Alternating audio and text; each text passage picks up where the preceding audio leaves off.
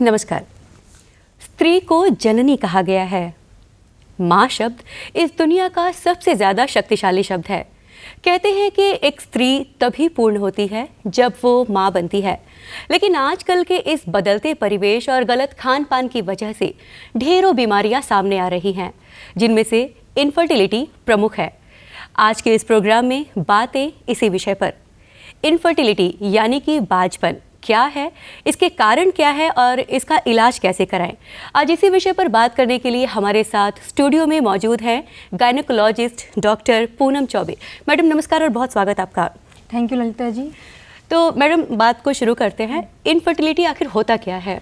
देखिए, इनफर्टिलिटी का एक प्रॉपर डेफिनेशन है। मतलब ये बोलते हैं कि मतलब अगर कोई कपल है, मैरिड कपल, जिसमें जो फीमेल का एज लेस देन 35 इयर्स है, अगर वो 1 साल तक मतलब साथ में रह रहे हैं विदाउट एनी प्रोटेक्शन, को यूज़ नहीं कर रहे हैं और उसके बाद भी अगर उनको कंसीव नहीं हो पाता है तो उसको इनफर्टिलिटी बोलते हैं। अगर कोई फीमेल जिसका age less than more than 35 है, उसमें हम लोग ये 1 ईयर से कमा के age time period less than 6 months कर देते हैं। मतलब तो वही है कि अगर कोई कपल है जो 1 साल तक कम से कम साथ में है विदाउट एनी प्रोटेक्शन, उसके बाद भी अगर उसको कंसीव नहीं हो पा रहा है तो उसको इनफर्टाइल कपल बोलते हैं। तो इसके कारण क्या हैं? कारण देखिए, कारण मेल में भी हो सकता है, जो फीमेल है दोनों में हो सकता है। मतलब दोनों का इक्वली चांसेस है कि मेल का कारण कम से कम 40 to 50% ऑफ इनफर्टिलिटी मेल की वजह से होता है, रेस्ट फीमेल की वजह से होता है। जो मेल में है उसमें मोस्ट कॉमन है जो स्पर्म का कम होना, ओलिगोस्पर्मिया, एजोस्पर्मिया, टेराटोस्पर्मिया, जो मतलब स्ट्रक्चरल डिफेक्ट है, ये सब प्रॉब्लम्स की वजह से होता है। और जो फीमेल्स में तो मल्टीपल प्रॉब्लम्स है। सबसे कॉमन होता है ओवुलेटरी डिसऑर्डर, ठीक है, जिसमें अंडा जो है वो ठीक से नहीं बन पाता है, ये सबसे कॉमन है। उसके बाद भी हार्मोनल फैक्टर्स होता है, स्ट्रक्चरल एब्नॉर्मलिटीज होता है, जिसमें कोई रुकावट हो या कुछ बनावटी कोई प्रॉब्लम हो जन्म से ही, मतलब ठीक है, कुछ इन्फेक्शन की वजह से होता है। इंडिया में तो सबसे कॉमन ट्यूबरक्लोसिस है, ठीक है। उसके बाद कुछ भी ऑपरेटिव प्रोसीजर हुआ, बार बार सफाई करवाना, प्रेगनेंसी हो रहा है, लेकिन आजकल क्या है कि बहुत लोगों को प्रेगनेंसी नहीं चाहिए होता है, तो अर्ली स्टेज में, कम एज में किसी को प्रेग्नेंट होगी नहीं, अभी वो प्रिपेयर्ड नहीं है, तो उसमें डीएनसी करवाना बार बार, ये सब एस्ट्रोमेन सिंड्रोम हो जाता है, उसकी वजह से भी होता है। यानी समय से पहले अगर वो नहीं चाहते, अगर वो उन्होंने कराया प्रॉपर कॉन्ट्रासेप्शन ना लिए तो फिर वैसे हो पाता है। और 10% ऑफ केसेस में अनएक्सप्लेन होता है, जिसमें सब कुछ नॉर्मल होता है, उसके बाद भी प्रेगनेंसी नहीं हो पाती, उसको अनएक्सप्लेन इनफर्टिलिटी बोलते हैं हम लोग। अभी आपने बोला 40 to 50% पुरुषों में होता है। तो अराउंड 40, मतलब 40 के आसपास, 40 तो कह ही सकते हैं, फिर भी एक बड़ा इफेक्ट है। तो हमारे समाज में ज्यादातर महिलाओं को ही इसके लिए दोषी माना जाता है, तो इसके अवेयर करने के लिए तो इसको मेल इनफर्टिलिटी भी कह सकते हैं हम लोग। हाँ बिल्कुल, मेल इनफर्टिलिटी बोल सकते हैं, बिल्कुल। तो यानी कि जब भी अब आते हैं हम लोग इसका इलाज पर कि इसके इलाज कैसे किया जाए, वो डिपेंडिंग अपॉन द कॉज होता है। जो इसका कॉज है उसी को ट्रीट करना होता है। अगर कोई मेल इनफर्टिलिटी है, मतलब उसका अकॉर्डिंगली उसका इवालुएट करना होगा कि किस लिए हो रहा है, जो स्पर्म प्रोडक्शन किस लिए नहीं हो रहा है, और क्या क्या। आजकल तो अल्कोहल इनटेक, सिगरेट, ये सब इतना ज़्यादा हो गया है, स्ट्रेस लेवल इतना ज़्यादा हो गया है, मतलब ये सब भी एक कॉन्ट्रीब्यूटिंग फैक्टर्स है। तो सबसे इम्पॉर्टेंट है अपना लाइफस्टाइल मॉडिफिकेशन, मतलब मेल में और फीमेल दोनों में ही। मतलब मेल में पर्टिकुलरली स्मोकिंग हुआ, अल्कोहल इनटेक हुआ, ये सब रोकना पड़ेगा। प्लस इनका प्रॉपर योगा, डाइट, एक्सरसाइज, ये सब इम्पॉर्टेंट है। सेकेंडली जो हार्मोनल इवैल्यूएशन होता है कि क्या क्या मतलब किस वजह से हो रहा है ये।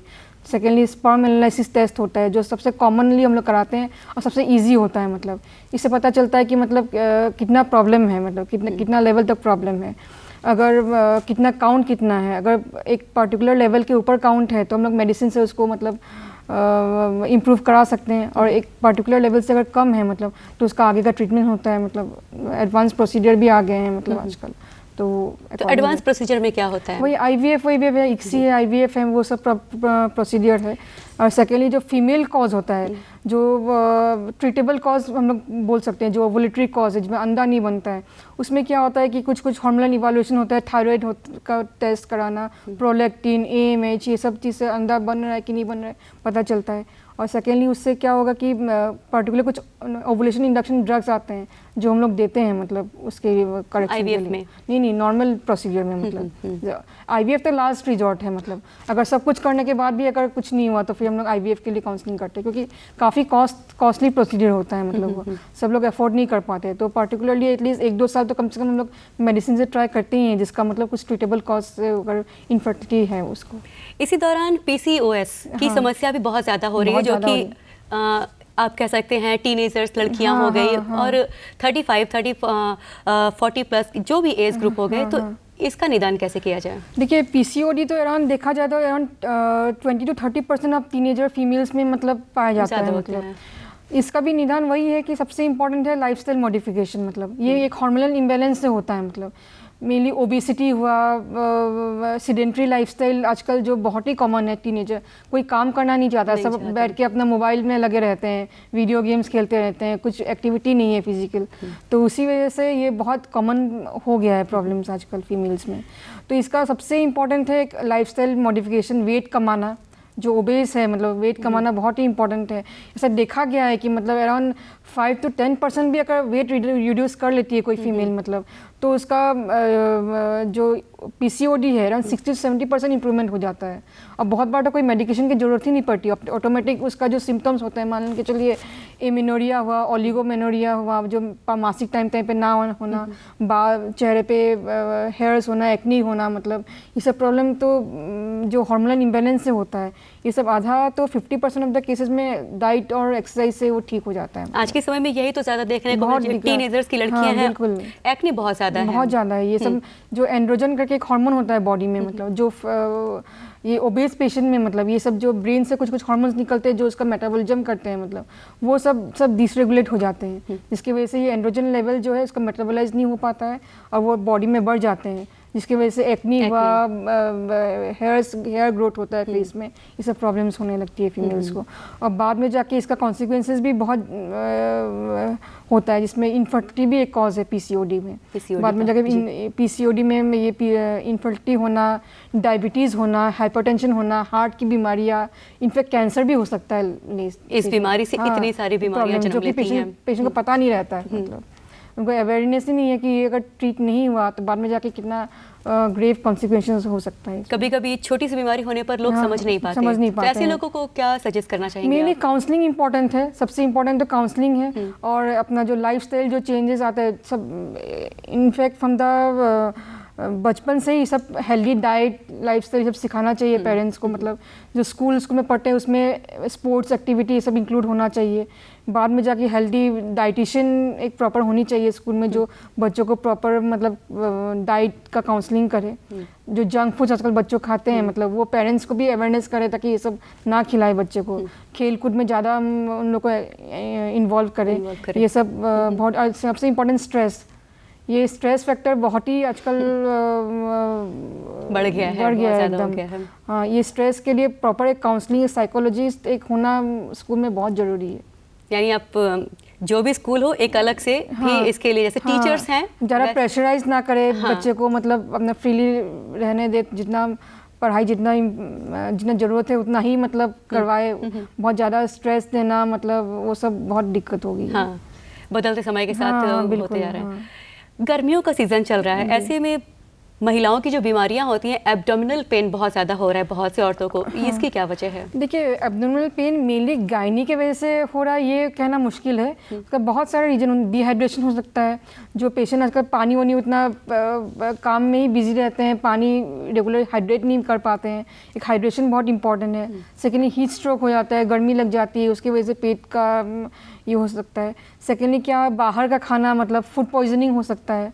बाहर घर का बनाया हुआ खाना तो आपको पता है कि हाँ अभी बना है, आप लोग खा लिए, हाइजीन मेंटेन किए, लेकिन बाकी रोड साइड या रेस्टोरेंट में खाने होने से ये सब फूड पॉइजनिंग की वजह से भी पेट में दर्द होना ये सब हो रहा है। मतलब मेनली गायनिकोलॉजिकल कॉज तो थोड़ा मतलब मुश्किल है बोलना, लेकिन मेनली ये सब एक्स्ट्रा जो कॉज है, dehydration, heat stroke, food poisoning, यही सब मेनली रीज़न देखा गया है। मतलब औरतों का शरीर हर आयु वर्ग में परिवर्तन होते रहता है, वो 15 साल की उम्र हो, 20 हो, शादी के बाद हो, या फिर 40-50 हम कह सकते हैं मेनोपॉज वाली जो अवस्था होती है। तो ये जो बदलाव का समय होता है, तो इसमें कैसे ख्याल रखना चाहिए अपना कि बने रहे, स्वस्थ भी रहें? और उसका एक तो इसको समझना इम्पोर्टेंट है, मतलब सबसे इम्पोर्टेंट जो मेनोपॉज होता है उसमें क्या होता है कि हार्मोनल ट्रांजिशन होता है, मतलब जो एस्ट्रोजन होता है, प्रोजेस्टेरोन होता है, वो धीरे धीरे सडनली कम होने लगता है। इसकी वजह से बॉडी में डिफरेंट चेंजेस आने लगती है, वो फीमेल्स को समझना ज़रूरी है, मतलब ठीक है।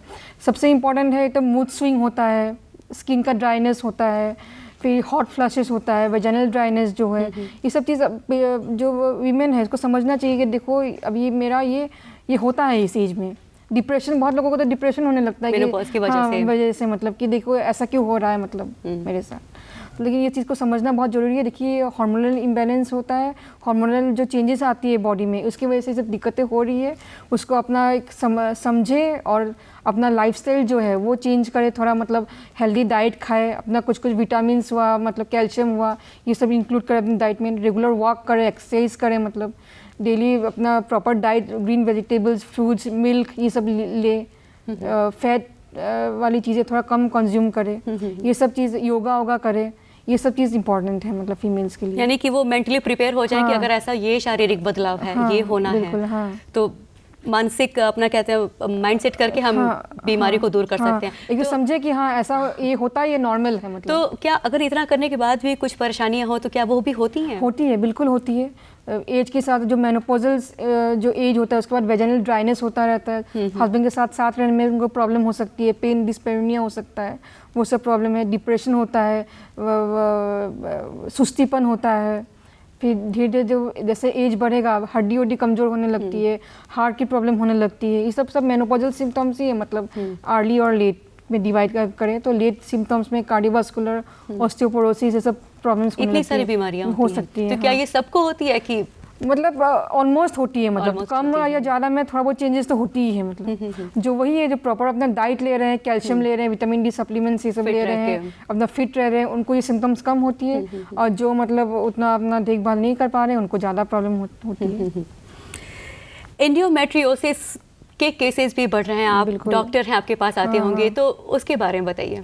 देखिए एंडोमेट्रियोसिस भी ये एक लाइफस्टाइल चेंजेस की वजह से ही हो रहा है, मतलब सब कुछ इंटररिलेटेड है। मतलब तो पहले अगर हम कुछ समय पहले जाएं तो इतनी बीमारियां शायद नहीं होती थी। हाँ, आजकल देखा जाए तो फीमेल्स इतने कैरियर कॉन्शियस हैं, मतलब लेट मैरिज हो रहा है, लेट चाइल्ड बर्थ हो रहा है, मतलब 30 के बाद मैरिज होना, फिर चाइल्ड बर्थ होना, ये एक सबसे कॉमन रीज़न है एंडोमेट्रियोसिस का। मतलब ठीक है, पहले ज़माने में क्या था कि अर्ली उम्र में शादी हो जाती, बच्चे हो जाते थे, तो ये सब मतलब मिनी चाइल्ड बियरिंग, मतलब चाइल्ड से बर्थ से रिलेटेड है। मतलब ये ज़्यादा देखेंगे जिसको बच्चे नहीं है, मतलब 30 से ऊपर एज हो गया, जिसको बच्चे नहीं है, उन लोग को ज़्यादा प्रॉब्लम होती है ये सब। मतलब और आजकल देखेंगे यंग फीमेल्स में भी, लड़कियों में पीरियड ज़्यादा जल्दी आने लगा है, 9 साल 10 साल में भी आने लगा है, मतलब बहुत कॉमन देखा गया है। ये भी एक कॉज है, मतलब बाद में जाके ये जो इतना दिन तक पीरियड होना, मतलब बच्चे ना होना, वो सब एक प्रॉब्लम एंडोमेट्रियोसिस के हैं। हाँ बिल्कुल। अच्छा, तो इससे बचना कैसे चाहिए फिर?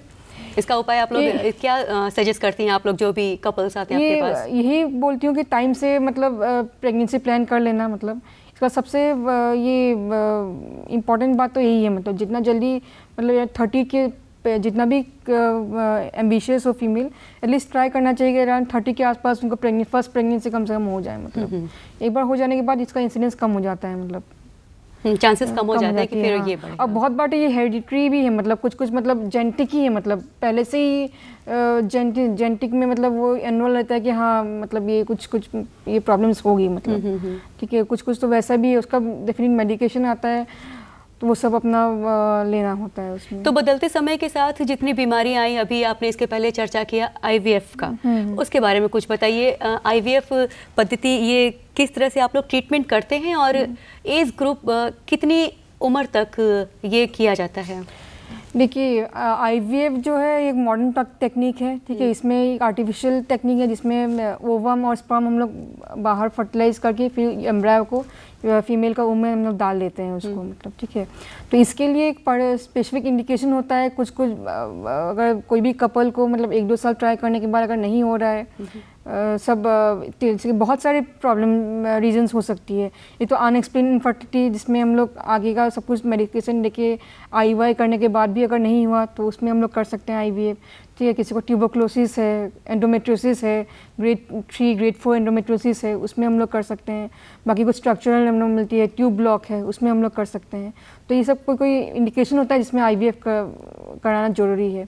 वो डिपेंड करता है क्या कॉज है, वो आपका स्पेसिफिक जो गायनिकोलॉजिस्ट है वो जो ट्रीट कर रही है वही देख के वो देखेंगे इन्हें मतलब वो डिसाइड करेंगी कि क्या मतलब कराना है कि नहीं, मतलब ये मेडिसिन। इसमें एज कितनी होनी चाहिए, ज़्यादा से ज़्यादा और कम से कम? मतलब एज का देखिए, एज देखा जाए तो एटलीस्ट 40 लोग तो 45 तक करवाते हैं मतलब, लेकिन इसका ऑटोमेटिक कॉम्प्लिकेशन जो है बढ़ने लग जाता है।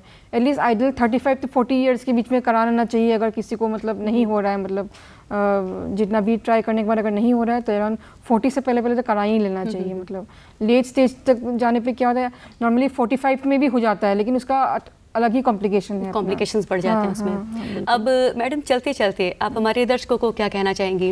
मैं यही बोलना चाहूँगी कि मतलब अपना हेल्दी रहिए, हेल्दी खाइए, ठीक है, ज़्यादा स्ट्रेस मत लीजिए और अपने आप में ध्यान दीजिए। ठीक है, फीमेल्स को मेनली होता है सब घर के कामों में, बच्चों में, उसी में निकल जाते हैं टाइम, खुद पे ध्यान नहीं दे पाती है। लेकिन सबसे ज़रूरी है अपना हेल्थ, तो अपना हेल्थ पे ध्यान देंगी तो सब कुछ ठीक रहेगा। तो मैडम आप हमारे स्टूडियो में इसके लिए आपका बहुत बहुत धन्यवाद। तो दर्शकों, देखा आपने कि अपनी लाइफस्टाइल बदल के, अपना खान पान बदल कर हम अपने आप को स्वस्थ रख सकते हैं। तो स्वस्थ रहिए और अब दीजिए अनुमति। नमस्कार। नमस्ते।